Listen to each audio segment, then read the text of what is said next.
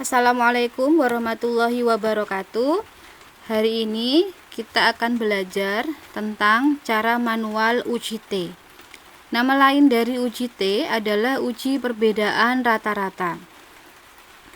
UJT yang pertama adalah UJT sampel bebas secara manual. Ingat, sampel itu ada yang bebas atau disebut independen, ada juga yang tak bebas atau disebut berkorelasi. Sampel dikatakan bebas jika berasal dari orang yang berbeda. Contoh, kalau saudara mempunyai nilai ujian matematika, data pertama dari kelas 8A, data kedua dari kelas 8B, maka dua sampel tersebut dikatakan bebas. Langkah-langkahnya adalah yang pertama merumuskan hipotesis. Kemudian menentukan nilai T hitung atau disebut dengan T0 dengan rumus sebagai berikut. T0 rumusnya adalah Y1 bar dikurang Y2 bar dibagi dengan SE, di mana nilai SE adalah akar N1 ditambah N2 dikali sigma Y1 kuadrat ditambah sigma Y2 kuadrat dibagi N1 dikali N2 dikali N1 ditambah N2 dikurangi 2. Perhatikan, Y1 yang sebelah atas itu Y-nya menggunakan huruf kapital. Y1 yang sebelah bawah ini menggunakan huruf kecil. Kenapa? Karena Y1 yang atas dengan Y1 yang bawah itu berbeda. Di mana nilai sigma Y1 kecil itu diperoleh dari Y kapital yang besar dikurangi ini. Silahkan perhatikan rumusnya. Kemudian menentukan nilai T tabel. Untuk menentukan nilai T tabel, saudara menggunakan rumus derajat bebas N1 ditambah N2 dikurangi 2. Dasar pengambilan keputusannya adalah sebagai berikut. Langkah selanjutnya adalah menentukan besarnya pengaruh atau disebut effect size. Artinya, saudara bisa melihat seberapa besar pengaruh metode yang saudara berikan terhadap hasil yang saudara inginkan. Di mana rumusnya pengaruh atau effect size itu adalah nih, R kuadrat sama dengan T0 kuadrat dibagi T0 kuadrat ditambah dengan DB, di mana T0 tadi adalah nilai T hitung, DB adalah nilai derajat bebas. Efek kecil itu kalau nilai R kuadratnya antara 0,01 sampai 0,09. Sedang itu kalau berada di 0,09 sampai 0,25. Jika berada di atas 0,25 maka efeknya dikatakan besar. Contoh soal.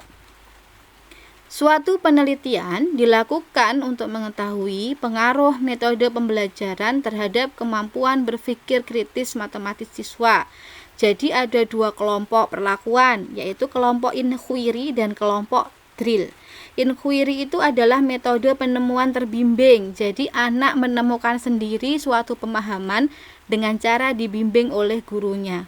Drill adalah metode pembelajaran dengan anak diberikan latihan soal secara terus-menerus. Kemudian dilihat kemampuan berpikir kritis matematis siswanya bagus yang mana. Untuk kelompok inquiry ada 10 siswa.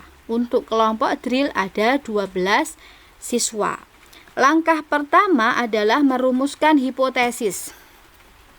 Sekarang perhatikan. H0-nya adalah μ1 kurang dari atau sama dengan μ2. H1 adalah μ1 lebih besar dari μ2. Misalkan μ1 itu adalah nilai rata-rata kemampuan berpikir kritis matematis siswa yang belajar dengan inquiry. μ2 berarti kemampuan matematis siswa yang belajar dengan drill. Ingat, H0 itu yang dianggap salah oleh peneliti. Kenapa yang dianggap salah itu inquiry lebih rendah daripada drill? Logikanya, anak kalau belajar dengan penemuan terbimbing, pemahaman konsepnya jauh lebih bagus. Jadi anak mengalami sendiri proses penemuannya dibandingkan anak yang belajar dengan drill yang hanya diberi latihan soal setiap hari. Maka yang dianggap salah adalah inquiry lebih rendah daripada drill. Yang dianggap benar adalah inquiry lebih tinggi daripada drill. Saudara juga harus ingat bahwa hipotesis yang berbentuk seperti ini namanya hipotesis satu arah. Ingat kembali bahwa hipotesis satu arah itu hipotesis yang tandanya menggunakan tanda lebih dari atau kurang dari. Sedangkan hipotesis dua arah itu yang menggunakan tanda sama dengan atau tidak sama dengan. Nih, sudah diberikan cara membaca hipotesis di mana H0 adalah rata-rata skor kemampuan berpikir kritis siswa yang belajar dengan metode inquiry lebih rendah dari siswa yang belajar dengan metode drill. H1 adalah rata-rata skor kemampuan berpikir kritis siswa yang belajar dengan metode inquiry lebih tinggi daripada siswa yang belajar dengan metode drill. Kemudian menentukan nilai T hitung atau disebut dengan T0 atau disebut dengan T observasi. Misalkan Y1 data pertama itu adalah inquiry. Y2 data kedua adalah drill. Gunakan bantuan Excel untuk menentukan nilai Y1 kuadrat dan Y2 kuadrat. Silahkan difahami, saudara bisa sampai sini. Dimana N1 banyak data pertama itu 10. N2 banyak data kedua itu 12, totalnya 22. Sigma Y1 ya dari sini 79. Sigma Y2 81. Sigma Y1 kuadrat 631. Sigma Y2 kuadrat 567. Rumus dari Y1 bar 79 dibagi banyaknya data 10. Berarti Y2 bar 81 dibagi 12 6,75. Sigma Y1 kecil, ingat tadi sigma Y1 kecil rumusnya apa? Saya tampilkan ulang di sini, yaitu sigma Y1 kuadrat kapital, berarti langsung ambil aja 631 dikurangi 79 yang dikuadratkan dibagi 10, sehingga saudara dapat menentukan nilai SE. Jadi perhitungan ini yang pertama untuk menentukan nilai SE. Setelah menemukan nilai SE-nya 0,49, saudara dapat menentukan nilai T hitung, yaitu 2,3. Setelah menentukan nilai T hitung, silahkan menentukan nilai T tabel. Untuk menentukan nilai T tabel, nah perhatikan. Ingat bahwa alfa kita di bidang pendidikan adalah 0,05. Lihat tabel T berikut. Yang pertama ada namanya level of significance for one tailored test. Yang kedua for two. Ini adalah signifikan untuk uji satu arah, one satu arah. Ini uji signifikan untuk dua arah. Melihatnya bagaimana penelitian kita tergolong satu atau dua arah? Lihat hipotesis yang saudara buat tadi, H0 sama H1. Sudah saya bahas kan? Kalau hipotesisnya menggunakan tanda lebih dari atau kurang dari, berarti termasuk satu arah.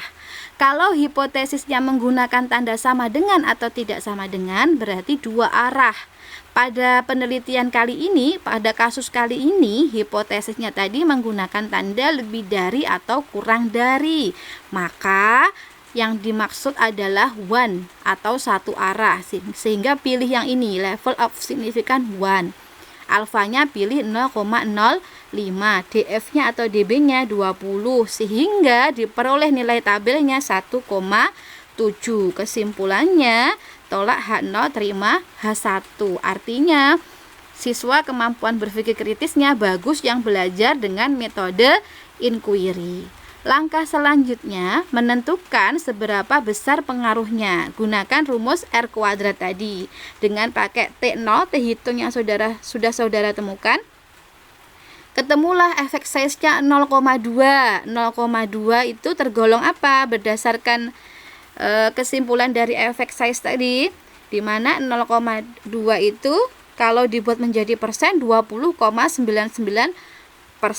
Artinya 20,9% yang mempengaruhi kemampuan berpikir kritis siswa itu adalah metode pembelajaran yang saudara berikan. Sisanya dipengaruhi oleh faktor lain. Terima kasih. Semoga bisa memahami uji T secara manual atau uji perbedaan rata-rata T secara manual untuk 2 sampel bebas. Assalamualaikum warahmatullahi wabarakatuh.